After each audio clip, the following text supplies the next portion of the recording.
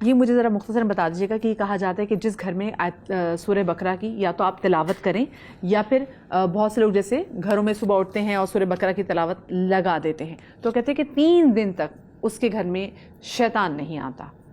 دیکھیے حدیث ہے، نبی علیہ فرمایا کہ جس گھر میں سورہ بقرہ پڑھی جائے وہاں وہ گھر کبھی ویران و برباد نہیں ہوتا. اچھا، پڑھنے میں اور لگا کے سننے میں فرق ہے؟ بالکل ایسے ہی. ہاں دیکھیں قرآن مجید فرقان حمید میں جگہ جگہ کا یا ایھا الذین آمنوا اذکروا اللہ ذکرا کثیرا فاذکرونی اذکرکم، تم ذکر کرو. ہم اصل میں بہت زیادہ نا آرام پسند سست ہوتے جا رہے ہیں. ہم قرآن مجید نہیں سننے کا ثواب ہے، ہم ملٹی ٹاسکنگ کی طرف چلیں گے کہ میں گھر کے کام کرتی ہوں ساتھ میں سورہ لگا، ٹھیک ہے اس کا ثواب ہے، اس سے انکار نہیں ہے، لیکن اس کو پڑھنا اس سے زیادہ ثواب ہے. پڑھنے کے بعد سمجھنا اس سے زیادہ ثواب، اور سمجھنے کے بعد عمل کرنا اس سے زیادہ ثواب. ثواب کی یعنی کہ ایک کیٹیگریز ہے نا.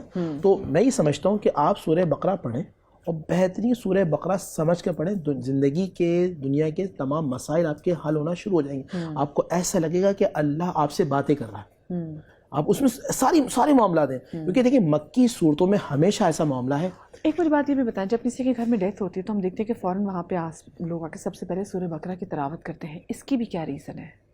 دیکھیں ہم سب سے پہلے اب یہ نہیں کہ ہم سورہ رحمان پڑھیں، سورہ یاسین پڑھیں، ہم سورہ بقرہ کی ہی تلاوت کیوں کرتے ہیں؟ دیکھیں میں سورہ بقرہ میں وہ تاثیر ہے، شیاطین جنات اس سے فوراً بھاگتے ہیں. سورہ بقرہ کے اندر تاثیر یہ ہے کہ سکون کی بات. آپ کو پتہ ہے سورہ بقرہ ہی تھی، آپ ذرا اس کے پس منظر پڑھیں. جبریل امی آئے، کہنے لگے یا رسول اللہ صلی اللہ علیہ وسلم، اللہ کے جو پاس 2 انوار تھے، نور تھے جو کسی نبی کو نہیں دیے، وہ اللہ نے آپ کو عطا کر دی. کون سے؟ فرمایا ایک سورہ بقرہ، ایک سورہ آل عمران. اور آل عمران میں بھی آل عمران کا تذکرہ ہے ماشاء اللہ. تو سورہ بقرہ اور آل عمران اللہ کے انوار میں سے ایک نور ہے.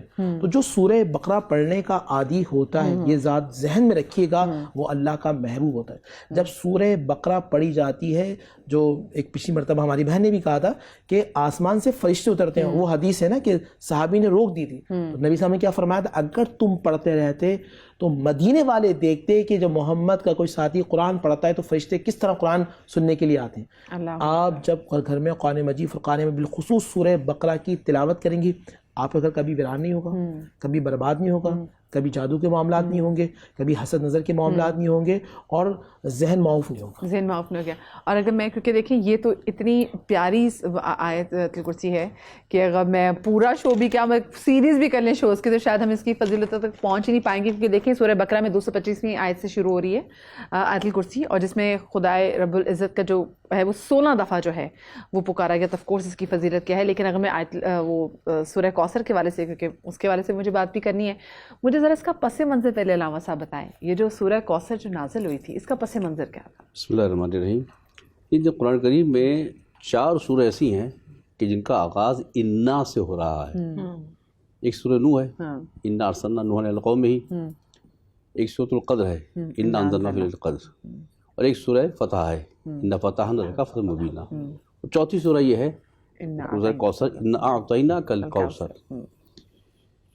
یہ رسول خدا کے 2 فرزند تھے مکی زندگی میں، اور دونوں فرزند دنیا سے چلے گئے.